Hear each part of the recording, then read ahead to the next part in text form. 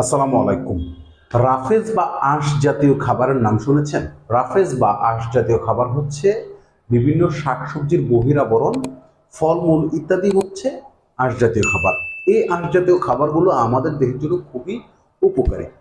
এর কারণ হচ্ছে এগুলো সেলুলোজ এবং লিগনিন দ্বারা গঠিত হওয়ার কারণে এগুলোকে বলা হয় অর্ধ শর্করা, যা আমাদের দেহ সহজে হজম করতে পারে না, যার ফলে এগুলো পাকস্থলীতে থেকে অধিক পরিমাণ পানি শোষণ করতে পারে এবং মলের পরিমাণ বৃদ্ধি করতে পারে।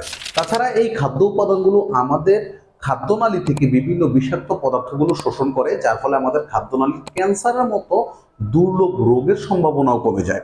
এছাড়া আঁশ জাতীয় খাবার আমাদের স্থূলতা হ্রাস করে, আমাদের ক্ষুধার পরিমাণ বৃদ্ধি করে এবং আমাদের দেহে চর্বির পরিমাণ হ্রাস করতে সহায়তা করে। এই জন্যই বিভিন্ন ডাক্তারগণ বেশিরভাগ সময় আমাদের আঁশ জাতীয় খাবার বা রাফেজ জাতীয় খাবার খেতে সাজেস্ট করেন।